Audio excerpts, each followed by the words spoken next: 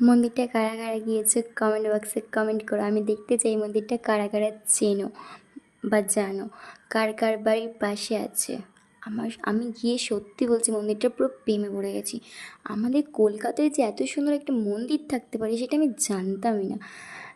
তাও আমি গেছি অনেক খুঁজে, মানে খুঁজে বলতে বন্ধুদের সাথে থাকলে যেটা হয় আর কি, খবর পেয়ে চলে গেছি। গিয়ে সত্যি বলতে মন্দিরটা এত ভালো লেগেছে। এমনি অনেক ভিডিওতে দেখেছিলাম যে সবাই এই মন্দিরটার ভিডিও আছে, কিন্তু আমি এক্স্যাক্টলি জানতাম না যে মন্দিরটা কোথায় আছে। তো আমি গেছিলাম মন্দিরটা। যারা যারা জানো না মন্দিরটা কোথায়, আমাকে কমেন্ট বক্সে কমেন্ট করো, আমি তোমাদের কমেন্টে রিপ্লাই করব যে মন্দিরটা কোথায় আছে। তো মন্দিরটা এত সুন্দর ছিল না, মন ভরে গেছে মন্দিরটাতে গিয়ে। বৃষ্টির দিনে আমরা গেছিলাম, বৃষ্টি হচ্ছিল। বৃষ্টি হলে মন্দিরটা খুব সুন্দর পরিবেশের মধ্যে ছিল। চারিদিকে গাছ ভর্তি, ফুল ছিল নানা রকমের। মন্দিরটা গঙ্গার ধারে থাকার জন্য আরও সুন্দর লাগছিল মন্দিরটা। সবচেয়ে সৌন্দর্য হলো মন্দিরটার 55 ফুটের মহাদেব, যেটা মন্দিরটার সৌন্দর্যটা অনেকটা বাড়িয়ে দিয়েছে। সত্যি কথা বলতে খুব ভালো লাগছিলো মন্দিরটাতে গিয়ে। ভেতরে অনেক রকম অনেকে ছিল, অনেক মানুষ ছিল যারা মন্দিরটাতে গিয়ে চুপচাপ বসে বাবার আরতি দেখলো।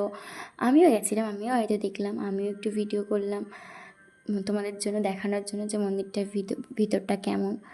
খুব সুন্দর ছিল, অনেক রকমের ঠাকুর ছিল এবং 14টা ধাম ছিল, যেটা আমাদের দেখার সময় হয়ে ওঠেনি, কারণ আমরা অনেক অল্প টাইমের জন্য গেছিলাম। মন্দিরটা বন্ধ হওয়ার কিছুক্ষণ আগে গেছিলাম, সেই জন্য আমি পুরো মন্দিরটা ঘুরতে পারি না। আমিও একদিন নেক্সট একটা দিন যাওয়ার প্ল্যান করছি, কারণ মন্দিরটা সত্যি খুব সুন্দর ছিল। আমি গেলাম, গিয়ে আমি একটু জল ঢাললাম বাবার মাথায়, যথারীতি সেটা সোমবার গেছিলাম বলে খুব লাকিলি আমি জলটা ঢাললাম, একটু প্রণাম করে নিলাম। তারপরে কিছুক্ষণের পরেই আরতি শুরু হয়ে গেল, যেটার ভিডিওটাও আমি নিয়েছিলাম, সেটাই তোমাদের সামনে এবার এনে আনলাম। আমি একটু তোতলাচ্ছি, কিছু করার নেই। এটা হচ্ছে ওই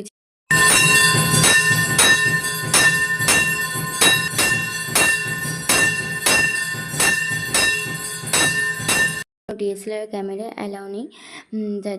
যারা নিয়ে যাওয়ার ভাবছো যে নিয়ে যাবে ক্যামেরা, একদমই না, তাদেরকে যেতে দেবে না। মন্দিরের ভিতরে কোনো ক্যামেরা অ্যালাউ করবে না, শুধু ফোন ক্যামেরা অ্যালাউ করবে। এবং মন্দিরের আরতি দেখার সময় খুব শান্তি আসছিল। অনেকটা ভিডিও করেছিলাম, তার মধ্যে কিছুটা টাইম তোমাদের সাথে তুলে ধরলাম। তারপরে আমরা একটু আরতি শেষের পরে বাইরে চলে আসলাম বাইরের ভিউটা নেওয়ার জন্য। এই যে 55 ফিট মহাদেব গঙ্গার ধারে, পুরো একদম খুব সুন্দর লাগছিল। পাশে আরও